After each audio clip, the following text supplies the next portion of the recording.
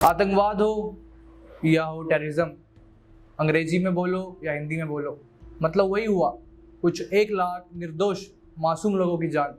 नमस्कार दोस्तों, मेरा नाम है गौरव तिवारी और मैं स्वागत करता हूं आपका आपके अपने डिजिटल प्लेटफॉर्म सक्रिय भारत पे। आज है शुक्रवार और हर शुक्रवार रात 9 बजे मैं आपको यहीं इसी चैनल पे मिलूंगा एक केस स्टडी के साथ, जिसमें हम सच का सामना करेंगे और उसके तथ्य को जानेंगे। आज का मुद्दा सिर्फ बॉर्डर तक ही सीमित नहीं है, बल्कि हर एक सिटीजन की सेफ्टी से जुड़ा हुआ है। जी हाँ, टेररिज्म इन इंडिया। चाहे हम बात करें 2001 के पार्लियामेंट अटैक की, या हम बात करें 2008 के मुंबई हमले की, या अभी हाल में हुआ पहलगाम अटैक।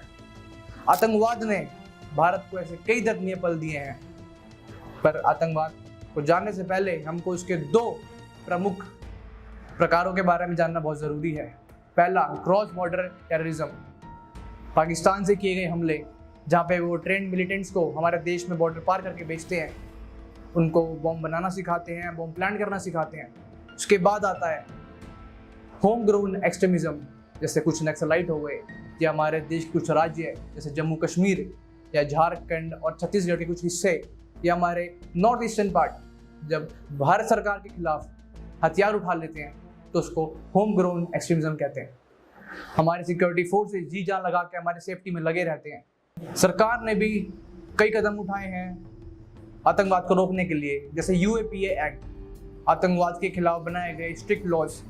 उसके बाद अब मैं एक ऐसी एजेंसी के बारे में बात करने वाला हूँ जो शायद आपने वेब सीरीज में सुना हो या मूवीज़ में देखा हो, या NIA, नेशनल इन्वेस्टिगेशन एजेंसी, जो कि आतंकवाद के खिलाफ इन्वेस्टिगेशन करती है, उसकी तह जानती है किसने करा, कौन सा ऑपरेटिव इसके लिए जिम्मेदार है, और बहुत सी चीज़ें। Surgical strike, cyber surveillance, border fencing या फिर इंटरनेशनल कोऑपरेशन, इन सब में भी सुधार किया गया है। चलिए, बहुत हो गई रिटी टाइप बातें।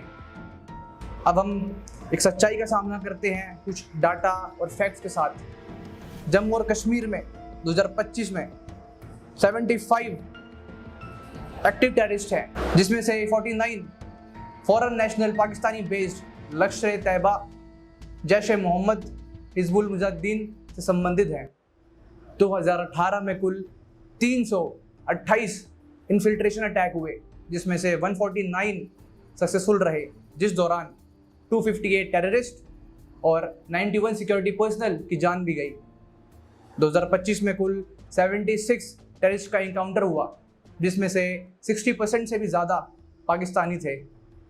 अभी हाल में अप्रैल में 2025 एक पहलगाम अटैक हुआ, जिसमें 26 सिविलियंस की मौत हुई, जिसकी सीधी जिम्मेदारी पाकिस्तानी ऑपरेटिव लश्कर-ए-तैयबा ने खुद ली है।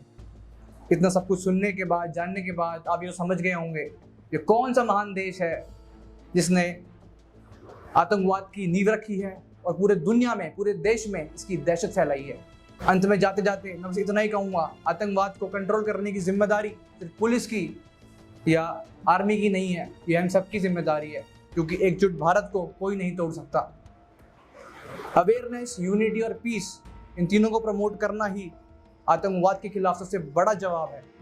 अगर आप भी मेरी तरह एक सेफ और सिक्योर भारत में बिलीव रखते हैं तो शेयर करिए इस मैसेज को और कमेंट करिए आतंकवाद के खिलाफ एकजुट भारत, क्योंकि याद रखिएगा, मस्जिद हो या मंदिर, जितने भी खून बहे हैं उन सब का रंग लाल ही था। चलिए, ख़त्म करते हैं इस केस स्टडी को और मिलते हैं ऐसी अलग और नई केस स्टडी में। जब तक के लिए जय हिंद, जय भारत।